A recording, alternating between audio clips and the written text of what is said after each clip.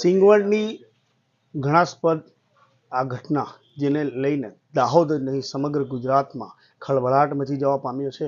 લોકો ફક્ત એક જ માંગ કરી રહ્યા છે કે આરોપીને ફાંસી આપવામાં આવે. વિરોધ વંટોળ ઊભો થયો છે. આપણી જોડે કોંગ્રેસના મહિલા મોરચાના પ્રમુખ જેનીબેન ઠુમ્મર છે. આપણે એમની જોડે વાત કરીશું. બેન નમસ્કાર, દાહોદ લાઈવમાં આપનું સ્વાગત છે. બેન, આજે તમે સિંગવડમાં પીડિત પરિવારની મુલાકાત લીધી હતી, ત્યાંથી કેવા ફીડબેક આપને મળ્યા છે? પીડિત પરિવારની આજે સવારે મુલાકાત લીધી, એના પછી કલેક્ટર સાથે પણ સંવાદ થયો, આજે પ્રેસ મીડિયાના માધ્યમથી આપની સાથે પણ સંવાદ થયો. આ બધા જ આ દિવસના અંતે, આપણે અત્યારે સાંજે વાત કરી રહ્યા છો ત્યારે દિવસના અંતે એક કન્ક્લુઝન એવું આવે કે પરિવારની જે વેદના છે, પરિવારની જે પીડા છે, જે અત્યારે માનસિકતામાંથી આખો પરિવાર પસાર થઈ રહ્યો છે, એના કોઈ શબ્દો જ ન હોઈ શકે. એની કોઈ લાગણીઓ એમની અત્યારે ગુસ્સાની પણ લાગણી હોઈ શકે, સંવેદનાની પણ લાગણી હોઈ શકે, પોતાની દીકરીને ગુમાવવાનું દુઃખની લાગણી પણ હોઈ શકે.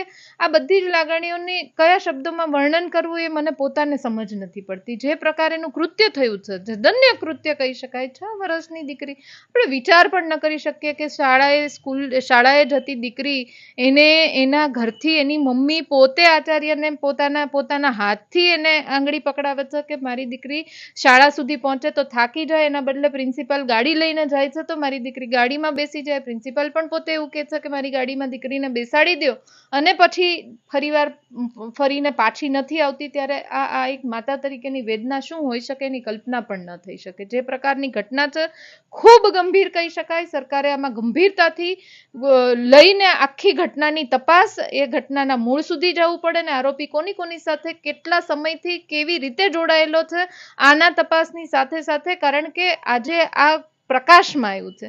હજી સુધી આગળ આવું કેટલી બધી વાર નહીં થયું હોય એની શું ગેરંટી? કેટલી બધી આવી ઘટનાઓ ઉપર આવા પ્રકાશ ન પડ્યો હોય એની શું ગેરંટી? અને આમાં સૌથી વધારે મને નવાઈની વાત એવું થયું આપના દાહોદમાં આવીને કે અહીંયા સમગ્ર ભારતીય જનતા પાર્ટીના બધા જ હોદ્દેદારો, સાંસદ હોય, ધારાસભ્ય હોય, તમામ ભારતીય જનતા પાર્ટીના હોદ્દેદારો છે, ભાજપના પદાધિકારીઓ છે, જિલ્લાના પ્રમુખ હશે, તમારા મહિલા મોરચાના પ્રમુખ હશે, ભાજપના બધા જ ભેદી મૌન ધારણ કરીને બેઠા છે. કેમ તમને નથી દેખાતું કે આ બાળકીના પરિવારને તમારે મળવા જવું જોઈએ? તમે નારી સંમેલન કાલે દાહોદમાં થવા જઈ રહ્યું છે, ત્યાં સાંસદ પણ હાજર રહેવાના, ત્યાં તમારા ધારાસભ્ય પણ હાજર રહેવાના, નારી સન્માનની વાતો કરવાના, નારી સુરક્ષાની વાતો ક્યાંકથી ફેસબુક ઉપરથી ને ગૂગલ ઉપરથી કોપી કરીને તમે બોલવાના છો. પણ જ્યારે વેદનાઓ વ્યક્ત કરવાની હોય, સંવેદનાઓ વ્યક્ત કરવાની હોય, ત્યારે તમારી કઈ પ્રકારની માનસિકતામાં તમે પસાર થઈ રહ્યા છો? મને ક્યાંક પ્રશ્ન થઈ રહ્યો છે. એટલે ભારતીય જનતા પાર્ટીની સરકાર છે, તમામ અહીંયાથી શિક્ષણ મંત્રી, કારણ કે સરકારી શાળામાં આ બનાવ બન્યો છે, એના આચાર્ય દ્વારા બન્યો છે, એટલે શિક્ષણ મંત્રી પાછા દાહોદના પ્રભારી મંત્રી પણ છે, એમનું પણ હજી સ્ટેટમેન્ટ નથી આવ્યું કે પરિવારને કેવી રીતના મદદરૂપ થવાના છે. શિક્ષક એક પણ હજી પરિવારને મળવા નથી ગયો. એટલે બધી ઘટનાઓ જે બધું જાણવા મળી વિગતો, એ ખૂબ ચોંકાવનારી છે, મારા પોતાના માટે ચોંકાવનારી છે. હવે પછી એટલું બધું મીડિયામાં ચાલ્યા પછી તમે જઈને પરિવારને દબાવવાની પ્રયત્ન કરો, કોશિશ કરો, તો આપના માધ્યમથી કહેવા માંગુ છું કે આ બધી જ વાર્તાઓ કરવાના બદલે ફક્ત એક માંગણી કે જે આરોપી છે એને ફાંસી આપો. બેન, આપ પણ એક મહિલા છો. જે પ્રમાણે મહિલાઓ પર અત્યાચારો વધી રહ્યા છે, કયા પ્રકારે આ અપરાધોને રોકી શકાય? મહિલાઓને છૂટ આપી દો. કયા પ્રકારે રોકી શકાય નહીં? મહિલાઓને જ છૂટ આપી દો. દરેક મહિલા પાસે તમે હથિયાર રાખવાની પરવાનગી આપી દો. મહિલા 18 વર્ષની થાય પછી તમે લાયસન્સ આપવાની પરવાનગી આપો છો, પણ આ પ્રકારે જો સરકારની કામગીરી રહે તો મને લાગે છે કે 18 વર્ષે તમે હથિયાર રાખવાની પરવાનગી આપી દો. મારા પરિવાર સાથે કંઈ પણ આવું કૃત્ય થયું છે, કોઈની સાથે, મારી દીકરી સાથે કે કોઈ પણ પરિવારની દીકરી સાથે કંઈ થયું છે, તો સરકાર જો એમને સલામત ગુજરાતની વાતો કરીને સલામતી પૂરી ન પાડી શકતી હોય તો અમને પોતાને છૂટ આપી દો. અમે પોતે અમારી રક્ષા કરવા માટે, સુરક્ષા કરવા માટે ને અમારા આખો જેટલું મહિલાઓ છે બધાને કરવા માટે સમર્થ છે. એટલે તમે અમને કાયદાના જ્ઞાન આપો છો, કાયદાઓના બંધન લાવો છો, પણ સાથે સલામતી નથી કરતા, તો કઈ પ્રકારે નહીં, અમને છૂટ આપી દો એટલે બધા અપરાધો આવનારા 2 મહિનાની અંદર બધા પૂરા થઈ જાય. બેન, વિદ્યાના મંદિરમાં જો આવા પ્રકારની ઘટનાઓ બનતી હોય તો સલામત સ્થળ કયું ગણવાનું? મારો પણ સવાલ આ જ છે કે વિદ્યાના મંદિરમાં તમે આવા બનાવો બનતા હોય તો હવે માતા પિતા પણ ક્યાંક પોતાના બાળકોને દીકરીઓને મૂકવા માટે ક્યાંક શરમ અને સંકોચ અનુભવે કે કદાચ મારી દીકરી સાથે આવું થાય તો હમણાં આપના માધ્યમથી તો નહીં પણ રાજકોટ જિલ્લાના આટકોટ ગામે ત્યાં પણ એક સંકુલની અંદર દીકરી ઉપર બળાત્કારનો પ્રયત્ન એના ટ્રસ્ટી દ્વારા કરવામાં આવ્યો તો એ પણ ભારતીય જનતા પાર્ટીના હોદ્દેદાર હતા સંકુલના ટ્રસ્ટી તરીકે. આવા અનેક કિસ્સાઓ જ્યાં જ્યાં નજરમાં આવે છે, પ્રકાશમાં આવે છે. અહીંયા ભરૂચનો કિસ્સો હતો, એમાં પણ ભારતીય જનતા પાર્ટી, સુરતમાં કિસ્સો હતો, એ પણ ભારતીય જનતા પાર્ટીના હોદ્દેદાર. એટલે ક્યાંક ભાજપના તમે જે ખેસ પહેરાવાના ડિંડક રોજ બરોજ ઉઠીને કરો છો એ ક્યાંક એવું તો નથી કે તમે એને અપરાધીઓને લાયસન્સ આપી રહ્યા છો કે તમારા ગળામાં ભાજપનો ખેસ હશે તો તમને કોઈ રોકી નહીં શકે, તમને કોઈ કાંઈ તમારો વાળ પણ વાંકો નહીં કરી શકે. એટલે જે બનાવો બને છે એમાં ક્યાંક ને ક્યાંક ભાજપના હોદ્દેદારો જ સામેલ હોય છે, એમના જ નામ ખુલે છે અને પછી એમની સાથે કોઈ પણ પ્રકારનો ન્યાય કરવાના બદલે, પરિવાર સાથે ન્યાય કરવાના બદલે આખા કેસ હોય, આખી ઘટના હોય એના ઉપર લીપાપોતી કરવામાં માહિર થઈ ગઈ છે સરકાર. પણ હવે મહિલાઓ ઉપર જે રોજના 6 બળાત્કારના કિસ્સાઓ નોંધાય છે. એટલે આવા જ્યારે બનાવો ગુજરાતમાં બનતા હોય ત્યારે મને લાગે છે કે દ્રૌપદી અબ શસ્ત્ર ઉઠા લો અબ ગોવિંદ ના આએંગે આ કવિતા ઉપર જવું પડશે કે મહિલાઓએ પોતાનો સુરક્ષા પોતે જાતે જ કરવી પડશે. મને આવનારા સમયમાં આવું દેખાઈ રહ્યું છે. બેન, આમ તો ફાંસીની માંગ થઈ રહી છે અને ખાસ કરીને આ બનાવમાં ગુરુ અને શિષ્યના પવિત્ર રિશ્તાને બદનામ કર્યું છે, કલંકિત કર્યું છે. કેવી સજા હોવી જોઈએ આના માટે?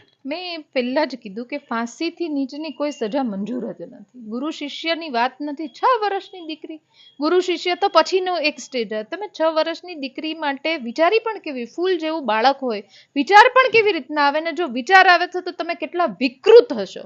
અને આ વિકૃતતાથી હજી સુધી આજ સુધી કેટલા કોઈ અન્ય ભોગ બન્યા છે કે કેમ, આ પણ જવાબદારી સરકારની હોય. ભોગ બનનારા ક્યાંક મૌન તો નથી થઈ ગયા, ક્યાંક આટલા મોટા આચાર્ય પદ હોય એટલે ક્યાંક પરિવારના માતા પિતાઓ મૌન થયા હોય. એને આના કરતા RSS ના પોતે પ્રચારક છે તો ક્યાંક દબાણ લાવ્યા હોય, ભાજપ સાથે જોડાયેલા તો ક્યાંક દબાણ લાવ્યા. એટલે આપના માધ્યમથી ખૂબ ગંભીરતાથી પોલીસને વિનંતી કરું છું કે આમના આચરણની જ્યારથી સમજ પડે એમના સાથેના સંપર્કના જેટલા લોકો હોય એની પણ બહુ જ સઘન રીતના પૂછપરછ થવી જોઈએ કે આવો કોઈ અન્ય પરિવાર તો નથી, ક્યાંક આવી કોઈ અન્ય બાળકી તો નથી ભોગ બનનારી. અને ફાંસીથી નીચે કોઈ જ સજા મંજૂર ન હોઈ શકે. ફાંસી અને ફાંસી જ મળવી જોઈએ. બેન, અંતિમ સવાલ છે કે આખી ઘટનાને આપણે જોઈએ તો ટ્રાન્સપોર્ટેશનની સુવિધા નહોતી એટલે 4-વ્હીલર ગાડીમાં એને મોકલવી પડી અને આખો દિવસ દરમિયાન જે શિક્ષકો પાસે અભ્યાસ લેતી હતી ગેરહાજર હતી, કોઈએ તસદી ના લીધી કે આ બાળકી ક્યાં છે. તો કયા પરિબળો એવા હશે કે જો કોઈ એક સક્રિય હોત તો આ બાળકી કદાચ બચતી? પરિબળો તો મેં વાત કરી કે તમે શિક્ષકોને જે ફરજો આપો છો કે એને શિક્ષણ લેવાનું, એને બાળકોનું ઘડતર કરવાનું, એના બદલે સૌથી પહેલા તો સરકાર તરીકે શિક્ષકોની ફરજો તમે ભૂલાવડાવી છે કે તમે એને શિક્ષણ આપવાની વગરના અનેક કામો આપ્યા કે તમારા અહીંયા મંત્રી આવે છે તો તમારે દરેક ગામમાં જઈને એના માટે સંખ્યા ભેગી કરવાની, તમારે ટાર્ગેટો પૂરા કરવાના, તમારે મત લેવા જવાના, તમારે આટલા બધા જગ્યાએ પ્રચાર કરવા જવાનો. આ બધી જ ફરજોમાં શિક્ષકોને પણ સરકારની ક્યાંક એટલું બધું દબાણ આવી ગયું છે કે એને પોતાની જે મૂળ ફરજો છે એ ક્યાંક ભાન ભૂલી ગયા છે. અનેક પ્રકારના સવાલો સરકારની સામે થઈ રહ્યા છે કે સરકારી શાળામાં આવું થઈ છે, CCTVનો અભાવ છે, તમે સ્માર્ટ ક્લાસની વાત કરો છો, સ્માર્ટ સ્કૂલોની વાત કરો છો, પ્રવેશોત્સવ તમે દર વર્ષે કરો છો. આ બધા ડિંડકો કરવાના બદલે ફક્ત સુરક્ષા પૂરી પાડો. બાળકો ખરેખર ભણે છે કે કેમ તમે પોતે દર વખતે પ્રવેશોત્સવ કરો છો તો પણ તમને ખ્યાલ નથી. તમારા કેટલા બાળકો આવે છે, કેટલા જાય છે, કેમ નથી આવ્યા. એની માતા આજે સવારે મને બાળકીની માતાએ મને કીધું કે અમે બધા શિક્ષકોને પૂછ્યું તો એમને ખબર નહોતી કે દીકરી ગઈ ક્યાં. આચાર્ય તો હતા જ નહીં ત્યાં, જેની ગાડીમાં દીકરી ગઈ, ગાડીના કાચ કાળા હતા. કેટલા ભાજપના હોદ્દેદારો અહીંયા દાહોદમાં કેટલી બધી વાર્તાઓ સવારથી સાંભળીએ છે કે બધા જ હોદ્દેદારોના કાચ કાળા હોય એટલે તમારા કામ કાળા છે તો તમારા કાચ કાળા છે. આમાં સરકાર શું કરી રહી છે? એટલે ખૂબ ગંભીરતાથી વિચારવાનો મુદ્દો છે, આંખો ખોલાવનારો કિસ્સો છે. પગલાઓ અત્યારે નહીં લઈએ તો ભવિષ્યમાં આવા આરોપીની હિંમત વધશે અને ન વધે એના માટે દરેક લોકોએ ભાજપ, કોંગ્રેસ આ બધું જ સાઈડ ઉપર મૂકીને દીકરી સાથે થયું છે, 6 વર્ષની દીકરી સાથે પોતાની સંવેદના, માણસ તરીકેની સંવેદના સમજીને પણ આગળ આવીને ફાંસીની માંગ પ્રબળ કરવી જોઈએ. ચોક્કસથી ફાંસીની માંગ ઉઠવા પામી છે. ખૂબ પ્રકારનો વિરોધ વંટોળ ઊભો થઈ રહ્યો છે. અમે પણ જ્યારે આ આખી ઘટનાને એનાલિસિસ કરી છે તો એની અંદર એક વસ્તુ નીકળીને સામે આવી છે. એકલા આચાર્ય જવાબદાર નથી આમાં.